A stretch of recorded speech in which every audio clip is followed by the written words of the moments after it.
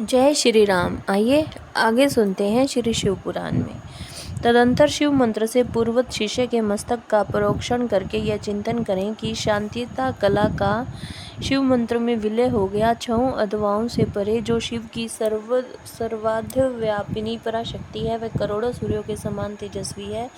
ऐसा उसके स्वरूप का ध्यान करें। फिर उस शक्ति के आगे शुद्ध स्फटिक के समान निर्मल हुए शिष्य को ले आकर बिठा दें और आचार्य कैंची को धोकर शिव शास्त्र में बताई गई पद्धति के अनुसार सूत्र सहित उसकी शिखा का छेदन करे। उस शिखा को पहले गोबर में रखकर फिर ओम नमः शिवाय ओष्ठ का उच्चारण करके उसका शिवाग्नि में हवन कर दे। फिर कैंची धोकर रख दे और शिष्य की चेतना को उसके शरीर में लौटा दे। उसके बाद जब शिष्य स्नान आचमन और स्वस्ति वाचन कर ले, तब उसे मंडल के निकट ले जाएं और शिव को दंडवत प्रणाम करके क्रियालोप जनित दोष की शुद्धि के लिए यथोचित रीति से पूजा करें।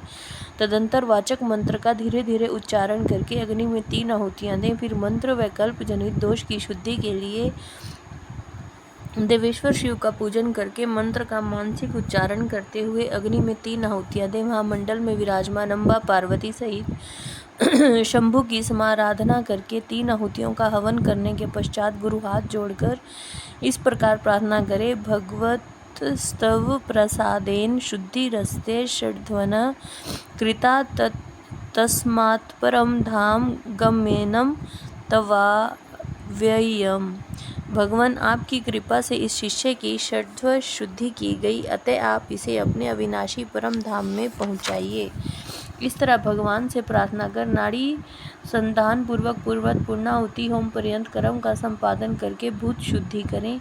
स्थिर तत्व पृथ्वी, अस्थिर तत्व वायु, शीत तत्व जल, उष्ण तत्व अग्नि और व्यापकता व एकता रूप आकाश तत्व का भूत शुद्धि कर्म में चिंतन करें। यह चिंतन उन भूतों की शुद्धि के उद्देश्य से ही करना चाहिए। भूतों की ग्रंथियों का छेदन करके उनके अधिपतियों या अधिष्ठाता देवताओं सहित उनके त्याग पूर्वक स्थिति योग के द्वारा उन्हें परम शिव में नियोजित करें। इस प्रकार शिष्य के शरीर का शोधन करके भावना द्वारा उसे दग्ध करें। फिर उसकी राख को भावना द्वारा ही अमृत कणों से आप आवलित करें। तदंतर उसमें आत्मा की स्थापना करके उसके विशुद्ध अद्वय शरीर का निर्माण करें। उसमें पहले संपूर्ण अद्वों में व्यापक शुद्ध शांतियता कला का शिष्य के मस्तक पर न्यास करें। फिर शांति कला का मुख में, विद्या कला का गले से लेकर नाभि पर्यंत भाग में, प्रतिष्ठा कला का उससे नीचे के अंगों में चिंतन करें। तदंतर अपने बीजों सहित सूत्र मंत्र का न्यास करके संपूर्ण अंगों सहित शिष्य को शिष्य स्वरूप समझे। फिर उसके हृदय कमल में महादेव जी का आह्वान करके पूजन करें। गुरु को चाहिए कि शिष्य में भगवान शिव के स्वरूप की नित्य उपस्थिति मानकर शिव के तेज से तेजस्वी हुए उन शिष्य के अणिमा आदि गुणों का भी चिंतन करें।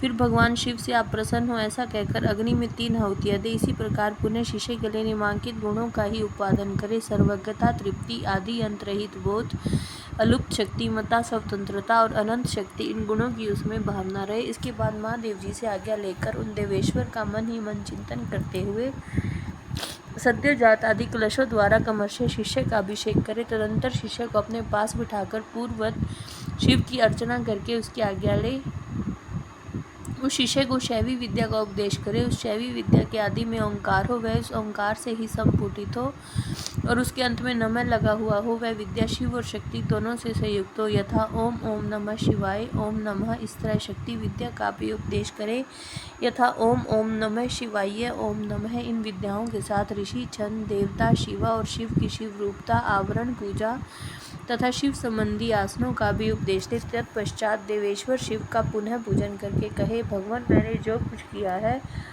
वह सब आप सुकृत स्वरूप कर दें। इस तरह भगवान शिव से निवेदन करना चाहिए। तदंतर शिष्य सहित गुरु पृथ्वी पर दंड की भांति गिरकर महादेव जी को प्रणाम करे। प्रणाम के अनंतर उस मंडल से और अग्नि से भी उसका विसर्जन कर दे। उसके बाद समस्त पूजनीय सदस्यों का कमर्ष्य पूजन करना चाहिए। सदस्यों और ऋत्विजों की अपने वैभव के अनुसार सेवा करनी चाहिए। साधक यदि अपना कल्याण चाहे तो धन खर्च करने में कंजूसी ना करे। जय श्री राम।